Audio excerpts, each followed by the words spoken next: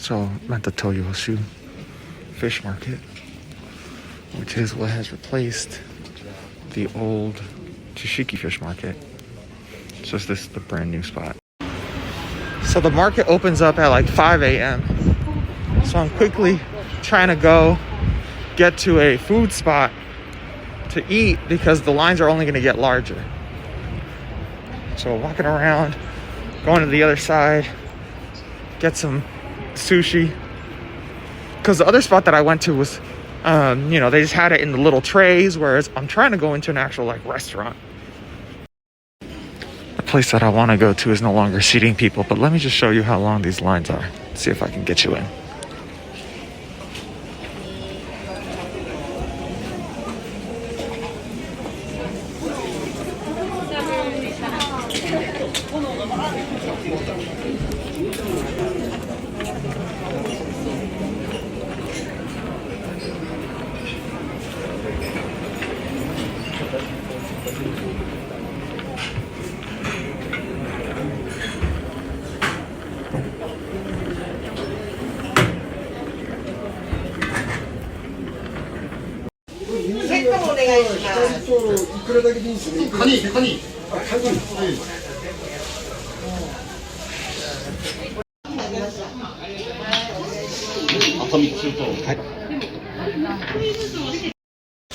Alrighty, so I went ahead and got the bluefin tuna set. So it came with 3 pieces of the fatty tuna, 2 pieces of the lean tuna, and then 6 of those little rolls with like the trims, the end pieces, like a bluefin tartare there. It's just like grounded up pieces of bluefin, and then it actually came with an egg, which is not pictured there. It's one of those little scrambled eggs. Oh, there it is.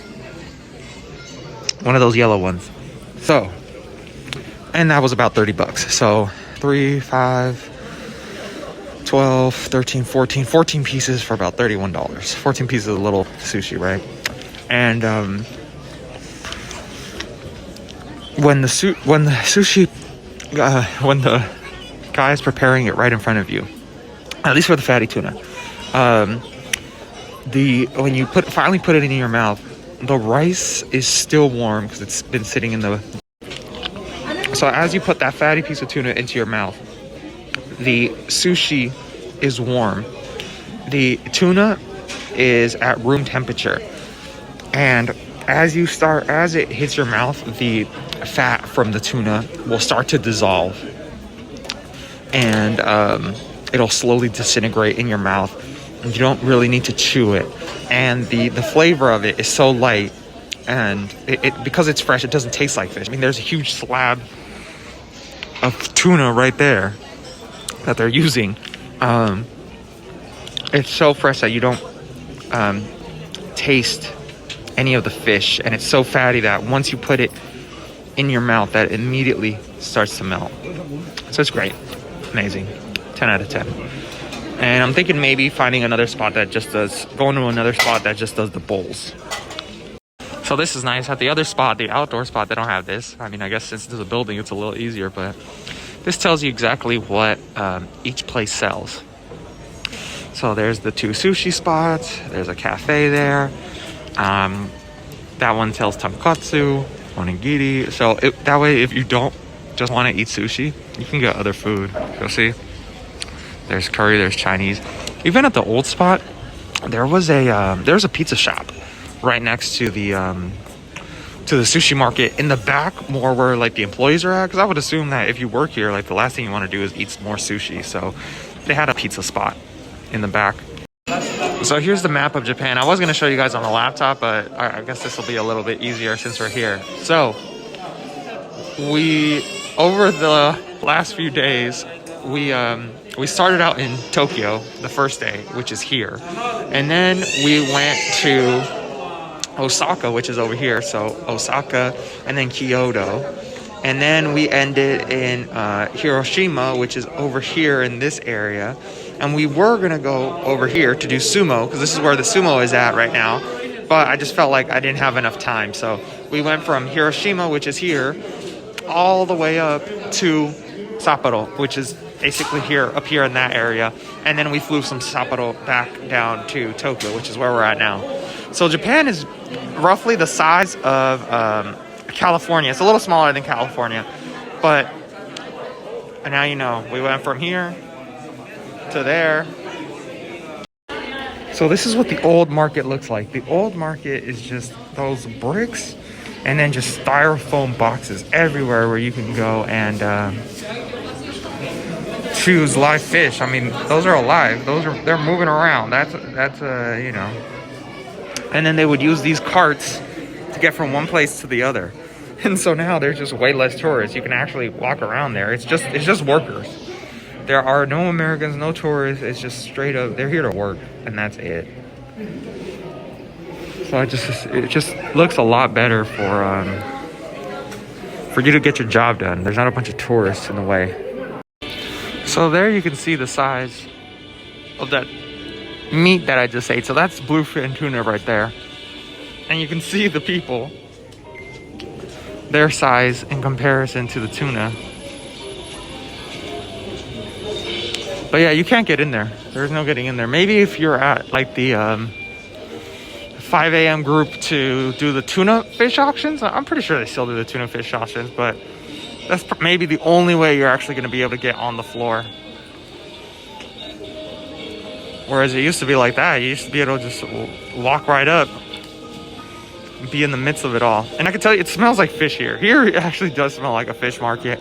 Whereas over there it didn't. I don't know if it's because it's enclosed or maybe because the people that are down there, you know, working, getting dirty, and then coming up here and then walking around, and it's not as clean on these tiles. I don't really know, but I can tell you it does smell like fighting for my life, trying to get you guys to the secret spot. So there's a rooftop terrace and then a rooftop garden. This is the rooftop garden. The whole problem is that even though there's a bunch of elevators, you see an elevator there, see an elevator over there, you have to go to an elevator that's way over here to get up here because everything there is locked down. Everything in the market is locked down. Some of the elevators you can't use some of the stairs, but from up here,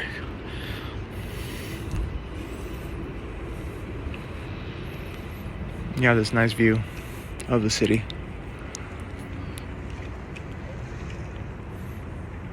I'm telling you, it's so difficult to get up here that there's no other tourists, really. Because one, you have to know it's here, and then two, you have to ask somebody, and then three, you got to be down to go and make the walk to try and find it.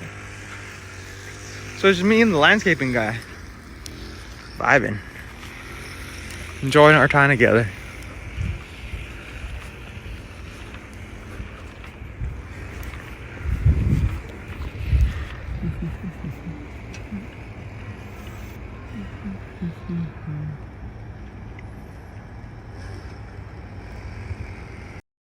Alrighty, so because of the fact that the lines were super long over at the fish market and I wanted to go to the old fish market and one other spot, I was like, we'll just walk somewhere else. So while I was walking, found a McDonald's that wasn't super packed. So got two things. One is this.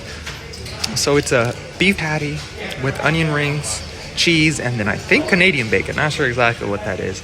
There's one other. I got not the fish fillet, but the shrimp fillet. So it's just a shrimp patty. And then these are like apple pies, but they're triangles. They're like croissants. I don't know. So we're going to get into it. So the burger.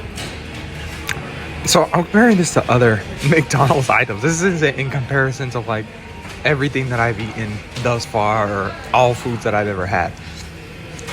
The bun tastes like the McRib bun, but it's a circle instead of, you know, the Subway basically sized patty. And on top of the regular American cheese they had, it also had like a cheese sauce inside it, like nacho cheese on it, which was really overpowering. I feel like it could have done without that. And then there was a sauce. It was like a teriyaki sauce, but there was way too much pepper on it. So either like tone it down on the sauce or like remove half of the pepper that was on there. The onion rings, I think there was so much cheese sauce and then barbecue sauce that it overpowered it, and you couldn't really taste the onions and the onion rings. And I don't think that, I'm not sure if there was even onions in there, in the onion rings, or if it was, you know, like just like the shape of an onion ring. The bacon, that was definitely like a piece of ham. This fillet of fish, this one's way lighter. Like you can see like little shrimp pieces, or maybe that's just, you know, the illusion. The bread is really soft, and the sauce, the tartar sauce on here is good. But the tartar sauce on the fillet of fish has always been like all right, but this one's different because this one has like a different color to it. So that shrimp burger is only, it's not seasoned. The shrimp is not seasoned. Really, it's only good when you have the sauce with it. If you don't have any sauce on it, then it's kind of like bland. It doesn't really taste like anything.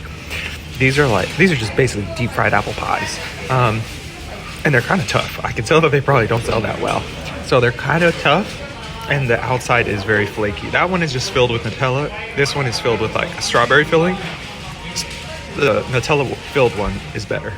Also have the new holiday item, which is a McFlurry that has caramel and pretzel, and then the Oreo McFlurry with strawberries in it. The problem is that you can basically create that at home. Like, just ask for a strawberry McFlurry and then tell them also add the strawberry fudge or strawberry from the strawberry sundae, and then with the caramel, just tell them you want a McFlurry, but add the caramel to it. The only thing that they won't have is the pretzels, but I didn't think it was worth ordering it.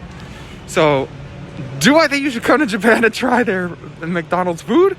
No, but I mean, you just got to see that they have like exclusive things, some things that are like, you know, just a little different, right? But I wouldn't come here again, try it again, you know? But I will tell you this, I have had worse food and paid more, okay? I went to this place called Chile Poblano, I think, at the Cosmo. That place is the worst fucking place I've ever fucking eaten at. It's in the Cosmo. It is horrible food. Absolutely horrible food. I would eat at this McDonald's every day for the rest of my life than go to Chile Poblano at the Cosmo ever. It was probably, I would assume that the food at Chile Poblano is similar to dog food, if not worse. All right, so that's it. That's my take. Okay, so we didn't go to a maid cafe. Oh, but there's some girls singing and dancing over here. Let's see. We got a couple events going on in Odaiba. Let's see. Will they start again? I think they're done. Damn. But okay, well, here are the other Gundam. Yay, there we go. Woo, we got to see the other one. So we got this little girl group dancing, and then behind us we have like a go-kart thing going on as well. So we'll get you some pics of that. So you can get way closer to this one.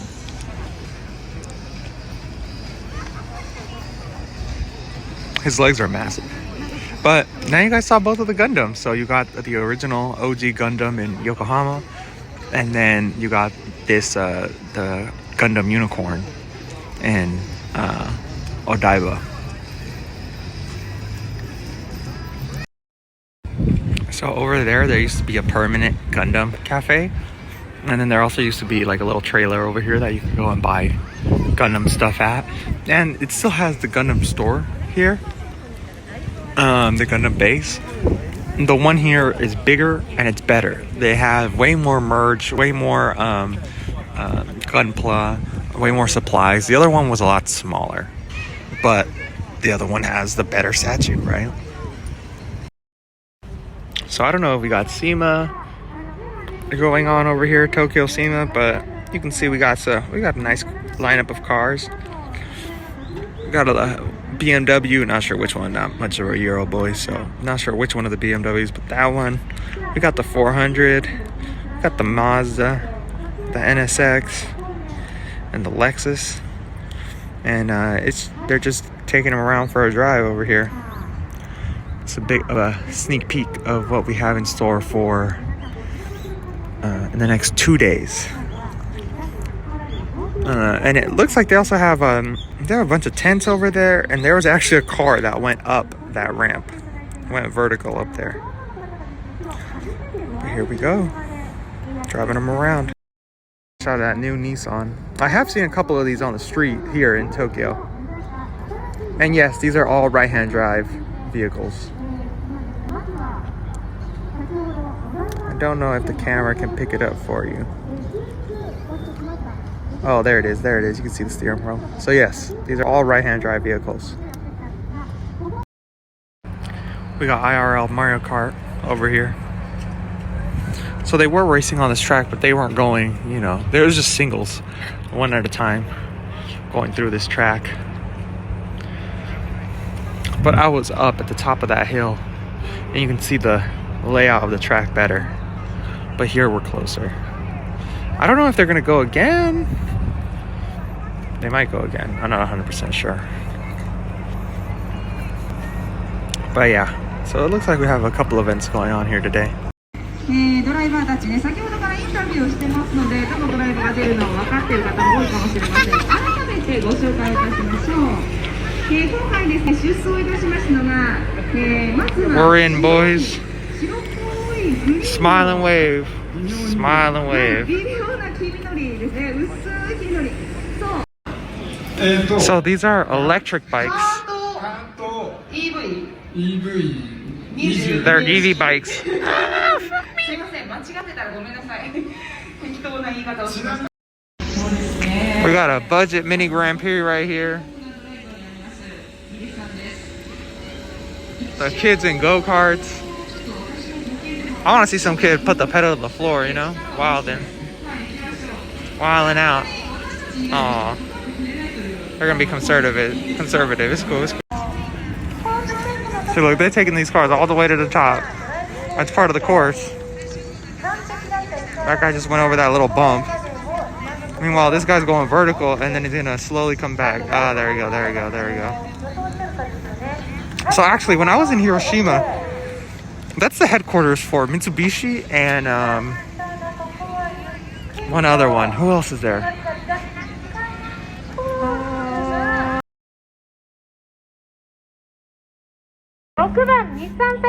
Some people out here really whipping the foreign. You know?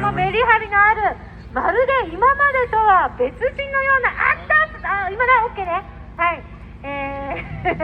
あまりにもおっとメリハリがあるんですけれどもちょっとコースをこれで若干分からなくなりましたか OK ですかさあこれ選手の皆さん大変ですね迫力のある走りをしながらでもターゲットタイムに寄せてコースを守るあれちょっと待って今ぐるぐる回りすぎじゃないですかさあそして今はいもう笑ってますここでゴー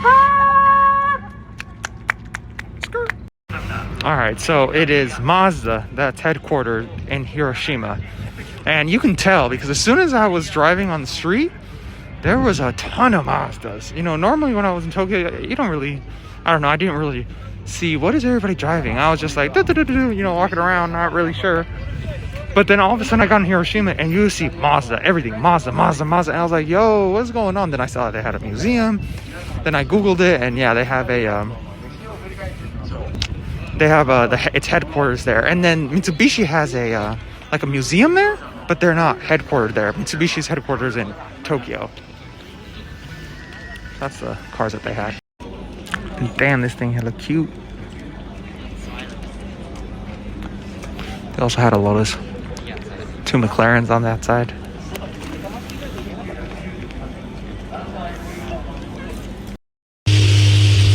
Got the GTR here. An NSX. And they're revving up that Porsche.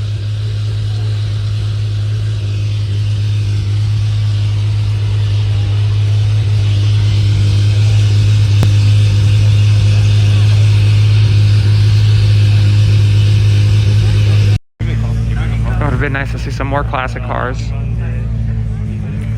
But I'll take 2. Better than nothing.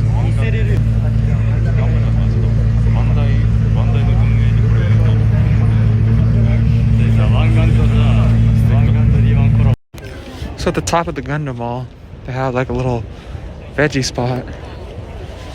And then they have a outdoor grill area where you can come out and grill with the boys. And then, play on the courts. Tennis. So the Gundam Mall has a really good souvenir shop inside of it on the second floor. I thought it was gone, but I actually walked around and was able to find it. And next to it, they have a Hokkaido only store where they sell products from Hokkaido. And look, even they know that soup curries, thebomb.com, and they actually sell, that's the spot that I went to. They sell a box here. It's like $10. So Hokkaido's known for their melon, but I'm also allergic. So far it's tasted good. They're known for their milk. They're known for the melon. Very soft, lightly flavored. So this is the spot that does the Kit Kats, but they don't really have any cool flavors. Like they have milk tea today. Milk tea, which are minis. They have caramel, pistachio. Oh, actually, pistachio sounds interesting. Lemon, a matcha one, a strawberry one, the sake Kit Kat one, matcha, and then the strawberry cheesecake. They used to have other ones. They used to have more. Oh, and they have the banana one. The banana one I want to try because that one I haven't had. But, it's kind of lacking. I think I'll chance it and wait at the airport. You guys got IRL backpacks. I didn't believe it, but Pallet Town is gone. It used to have a Ferris wheel back there. You can't see it, but there's like heavy equipment behind that tree. So Pallet Town was like the first ever like arcade spot that we found the first time that I came, and there was a big Ferris wheel. The reason why I came was because there was the Gundam over there, and then you could see that there was a huge Ferris wheel here. And we walked over and we're like, oh, what, Pallet Town, that's crazy. And then we went inside and it was a massive arcade. This entire building, it was like 3 stories of arcades. It had a haunted house inside of it. It was huge, and so I saw that it was closed, that the Ferris wheel was permanently closed, but I guess the whole venue is gone. So I don't know if I like to hold on to some hope and try to think, oh, they're just going to demolish it and rebuild it, make it better. It'll still be Pallet Town, but who knows. And even the Shibuya 109 Men's is now just called Magnet. It's not even that anymore. I'll probably go in just to see if they still got the same stuff, but even that place is no longer the same. Never mind, not going into 109 Men's. Going into the new Shibuya Parko spot to see how it is. We're going in here. So the reason why we're here instead of the 109 Men's is because 109 Men's is just like clothing, whereas here they have a Nintendo store, not a Pokemon Center, a Nintendo store. So anything Nintendo related. They have the Shonen Jump shop, another one, and then Capcom. So we're gonna walk around and see what stuff they got. So that's why I'm like, let's go here to the new store rather than the 109 Men's was just like clothing. Alright, so it has the Nintendo store on one side and then the Pokemon Center on the other. But I'm not getting into the Nintendo line. There's a line to try and get into the Nintendo store. I just walk through the Pokemon store. So the one thing that's cool about this one is they have a Pokemon design lab where you can create your own shirt. The problem is that you choose the Pokemon, but you don't choose, like here, see?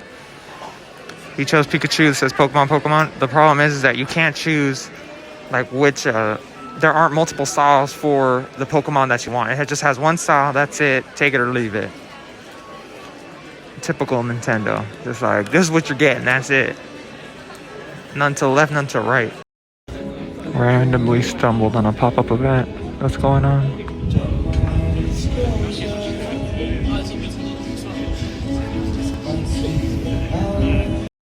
So all these new shopping centers, malls have outside gardens, terraces that are really nice.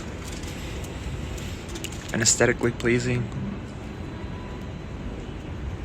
So you have music, live music going on in the background. There's a bunch of restaurants that you can go and get food at. Just come out.